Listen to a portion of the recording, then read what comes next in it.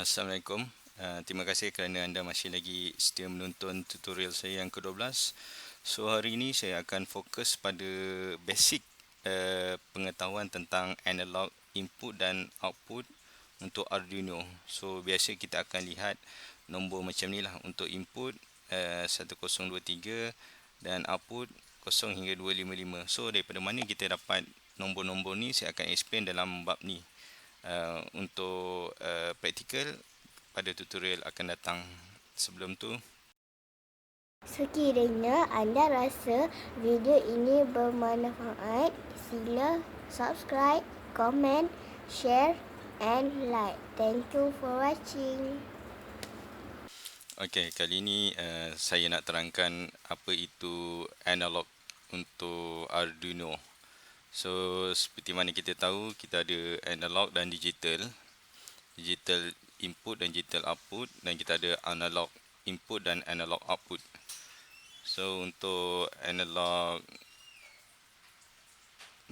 saya akan terangkan macam mana serba sedikit lah, macam mana dia convert analog ke digital dan digital ke analog balik. Okey, untuk input kita akan gunakan analog voltage, yang mana dia adalah bersifat analog. Dan di dalam Arduino Uno ni ataupun apa-apa Arduino, dalam prosesor tu dia ada converter analog kepada digital converter yang menggunakan 10 bit. Okey. Dan digital kepada analog pula untuk output, dia menggunakan 8 bit converter. So kat sini dia gunakan pulse width modulator untuk hasilkan analog voltage. So kita masuk analog dan hasil dia analog juga. Tetapi dalam prosesor ni dia sifat dia macam komputer. So komputer adalah digital. Okey, sebelum kita pergi lebih jauh dekat board Arduino ni, kita kena tahulah mana satu pin yang boleh kita gunakan sebagai analog untuk fungsi-fungsi analog. So kalau kat sini kita nampak kita ada pin A0, A0 hingga A5 yang warna hijau ni.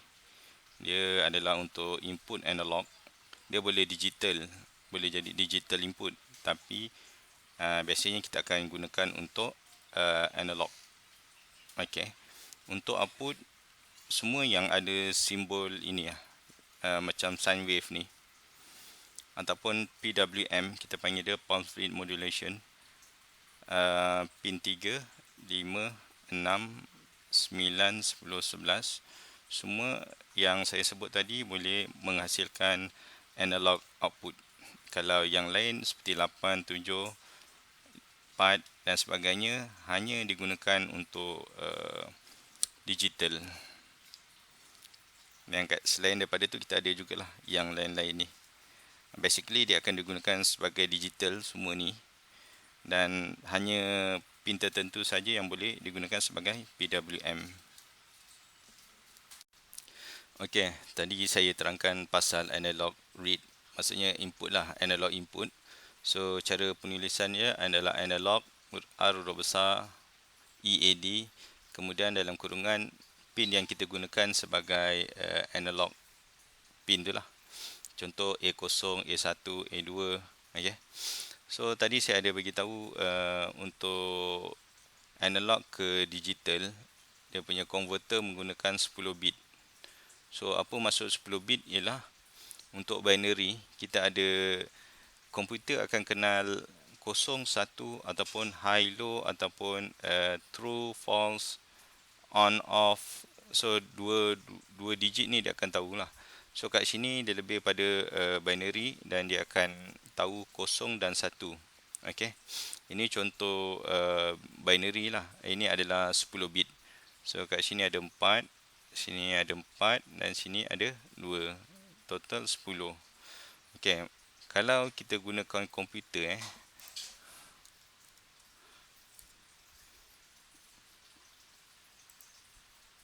kalau kita guna programmer komputer dan kita check 000, dia akan jadi kosong dalam decimal. Okey, kalau kita binary ni, kita kata tadi 10 bit, dan bila 10 bit tu dia on semua 4, 5, 6, 7, 8, 9, 10. Okey, bila dia 10 bit ni dalam keadaan on, maka dia punya decimal value adalah 1023. So total dia kita ada 1024 unit, yang mana 1023 campur kosong tadi. So ni kira satu lah.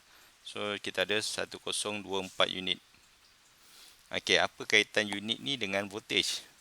So dia berkaitan dengan voltage. Voltage 5 volt bermaksud 1024. Ini adalah komputer yang akan proses lah nilai ni. 1024. So 5 volt ni kalau kita bagikan dengan 1024 unit, satu unit dia akan mendapat 4.9 milivolt, lebih kurang 5 milivolt lah.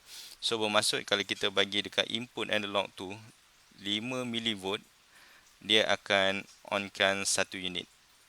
So bila kita bagi dia 5 volt, dia akan onkan 1023 lah. 1023 ni. Maknanya kalau 0 volt, kosong lah. Kalau 5 volt, dia akan 1023 nilai dia. So ini adalah analog pin yang kita boleh gunakan A0 hingga A5. Untuk analog write pula, ini untuk output lah. Kita kena assign dia punya pin number berapa, dan dia punya value dia. Okey, untuk output pula saya terangkan tadi dia menggunakan 8 bit PWM. So kat sini kita ada 8 bit lah ni. Dan bila kita gunakan calculator binary 1, 2, 3, 4, 5, 6, 7, 8. So kalau kita tukar decimal ialah 255. So ketika dia 00000, dia akan kosong. Dan ketika 1111 ialah 255. So total dia adalah 256. 255 campur kosong. Kosong ni adalah satu unit. So dia akan jadi 256 unit. So bila kita bagi 256 unit ni, bermaksud kita bagi dia full 5 volt. Okey, kalau kita pin 6 value 255, bermaksud output dekat pin 6 ini adalah 5 volt. Okey, tadi saya cerita pasal PWM. So kat sini kita ada ini pin-pin PWM yang ada dekat board lah. 3, 5, 6, 9, 10, 11. Okey, ini dia ada, kalau kita tengok signal ni, dia mesti ada satu cycle. Dalam satu cycle dia akan buat, kemudian dia ulang lagi cycle kedua, cycle ketiga, cycle keempat. Okey. So satu cycle dia lebih kurang 2 milisecond. 2 milisecond ni terlampau laju lah. Agak laju lah. So apa maksud kalau kita buat tadi analog write? Okey, analog write pin number dan value. So sekiranya kita letak value bersamaan dengan 64, bermaksud dalam satu cycle ni dia cuma hidup ikut masa ini saja. Kemudian dia akan mati lama. Balance lah, daripada 255 tolak 64, itulah mati dia. So hidup dia cuma 64. Hidup dia 64, mati. Hidup dia 64, mati. So kalau kita ambil average, kalau kita ada kapasitor kan, kalau kita boleh check dia punya, kita tambah kapasitor, untuk kita nak filter dia, kita akan dapat bacaan lebih kurang suku kat sini. Suku daripada 5 volt. Okey, kalau kita letak dia 127. 127 adalah separuh daripada 255. Bermaksud separuh dia hidup, separuh cycle lagi dia mati. Separuh cycle dia hidup, separuh cycle dia mati. So average dia adalah separuh. Bermaksud 2.5 volt. So kalau ini lampu dia akan malap, sini akan terang sikit, sederhana. Dan bila kita letak 191, kadar hidup dia lebih 191, kadar hidup dia lebih lama daripada mati dia. Hidup dia lebih lama dari mati dia. Benda ni akan berulang. Bermaksud kecerahan akan lebih tinggi kat sini. Sebab ini 3/4 daripada 5 volt ni kat sini. Dan sekiranya kita bagi 255, bermaksud dia continuous bagi 5 volt. Okey, apa yang berlaku kat sini kalau kita hidupkan LED dengan menggunakan analog write pin number dan 127 nilai dia. Dia akan hidup setengah cycle, kemudian dia mati. Hidup, mati. So LED tu dia kecerahan dia akan jadi separuh. Kita tak nampak dia punya blinking sebab terlampau laju. Jadi kita nampak lampu tu nampak separuh. Bukan separuh nampak separuh kecerahan dia adalah separuh. Kat sini dia lebih cerah. Kat sini lebih malap. Kat sini dia off, tak nyala. Ini adalah macam mana kita dapat dia punya 2 milisecond yang tadi ni.